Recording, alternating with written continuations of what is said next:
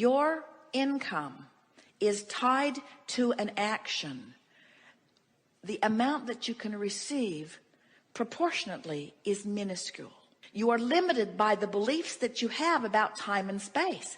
In other words, you will say, I only make this much per hour, and there's only this many hours in a day. And then you can work overtime, and you can work double time, and you can work extra time, and you can leverage your time in different ways. But until you leverage through alignment, you really are in the category with millions of other people where not very much is going to happen. Where if you say, okay, I'm willing to play the game differently. I'm willing to accept on faith, maybe a little, that Abraham's right, and that all of the struggling that I've done has put a lot of money for me in vibrational escrow. And I'm willing to go on faith that this universe is abundance, and that there is an open valve for me through which I can receive abundance. I'm willing to go along with that idea.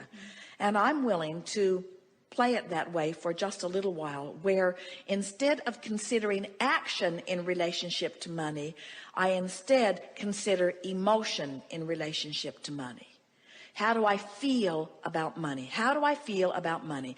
I'm going to leverage through emotion rather than bang it out through action. I'm going to leverage. Now, that doesn't mean stop your action. Go to work. Do whatever you need to do. Let the money come in the little, pitiful, mediocre way that it flows into your experience. You don't want to pinch that off. Let it come. But while it's coming, appreciate it. While it's coming, look forward to it. While it's coming, compliment yourself and compliment the others. In other words, let it be an energy game while you're living the action game, because you can do both. It doesn't have to be one or the other. And then what you will begin to notice, when you find ways of changing the way you feel about money. For example, when you go to purchase something and you're shocked at the cost of it, this is a turning point moment for you. This is a moment where you had a knee-jerk reaction that turned you right upstream. And a lot of people turn right upstream over something just like this. But you can't let yourself have a knee-jerk reaction and be turned upstream and ever be in a position where things will be better for you. You've got to soften this feeling. Don't buy today, but plan to get it later. And appreciate the beauty of it and hold it in your mind's eye. When you're jealous of people who have money, you've got a habitual pattern upstream. When you're disappointed that you don't have money, you've got a habitual pattern upstream. When you're appreciative of the money you have, even if it isn't very much, you're flowing downstream. When you're appreciative of the money you have, when the money that you have feels good to you, and you say to yourself things like, it's good that I have this money, and I'm proud of myself for having brought this money into my experience, and I'm a good budgeter of money, and I like how far I've made my money go, and I like the feeling of money, and I like putting the money here for this, and putting the money here for this, and putting the money here for this. I like this feeling of managing money, and I'm good at managing money, and I like this money, and I'm looking forward to more money that is coming. And as more money comes, I'm going to do this with it and this with it, and the money that comes is going to be fun in this way and this way and this way. Now, no matter what your state of money, there are people who have a lot more money than you do who are worried about it and have pinched themselves off. There are people who have a lot less money than you do who are thrilled with it, who have opened an avenue where there's abundance of money right on their doorstep. You just got to find a way to feel good about whatever the subject is, in this case, money. I have the power to turn in the stream. And I don't need to put a motor on my boat and get all the way to the winning lottery ticket. I just need to turn in the stream as often as I can be aware. I just need to turn in the stream. And now we want to leave you with something that is equally important, which is, I am where I am, and that's okay. I'm putting my boat in the stream where it is. And everybody's up and down the stream, putting their boat in the stream at different places. It doesn't matter, because you're not in competition with anyone for any resources. The only thing that if there is any competition at all, and there isn't, is the closing of the gap between the money you want and the money that you feel right now.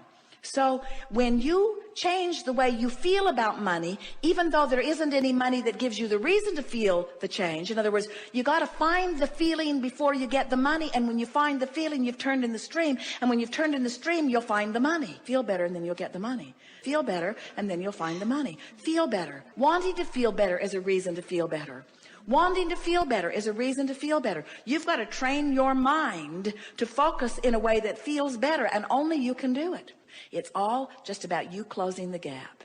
And closing the gap is about feeling better right now, better right now, better right now, which means I've made peace with where I am. And when you make peace with where you are, can you feel this? Feel this. I don't have enough money, and I need more money, and I should have done better, and I should have applied myself better, and I shouldn't have spent money on that thing, and I shouldn't have taken that trip, and I shouldn't have spent this money, and now I'm in trouble. That's not making peace with where you are. That's clubbing yourself about the head. And it's upstream. Every bit it is upstream. Whether it's factual or truthful or not, whether you're overdrawn or not, it doesn't matter. It's upstream, and things can't get better. But when I am where I am, and my attitude is, I'm going to make peace with where I am. Now, what does that mean? What does making peace with where I am mean? It means turn and go with the flow. It means let myself have what I deserve.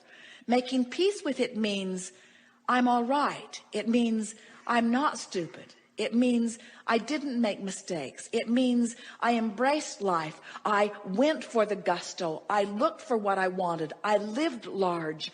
I am adventurous. I am full of life. I do love life. Things are supposed to be good for me. This is supposed to be a fun ride.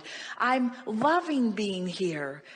I'm still in the same financial position that I was a few seconds ago, but now I've turned and I've gone with the flow. I made peace with where I am, and in doing so, I turned and went with the flow. By beating up on myself, I did the opposite. It's about not digging up the past and trying to use it to justify why things are screwed up now. It's about acknowledging that I am where I am, and where I am's okay. And everything that I am is as a result of everything that I've lived, and Source adores me right now, so why not me? Why not me adoring me too? Why not me loving me? Why not me loving me enough to let the abundance flow, the abundance of clarity, the abundance of vitality, the abundance of money, the abundance of friends? Why not me allow that in me? Source is doing it. Source is doing it, and Source is just the greater part of me. Why not me? And we say, you can do it, friends. It's the most natural thing in the world. You are pure positive energy beings. You've come forth into this experience. If there is anything that we can leave with you, it is this. We want you to remember how we feel about you so much that you feel that way too.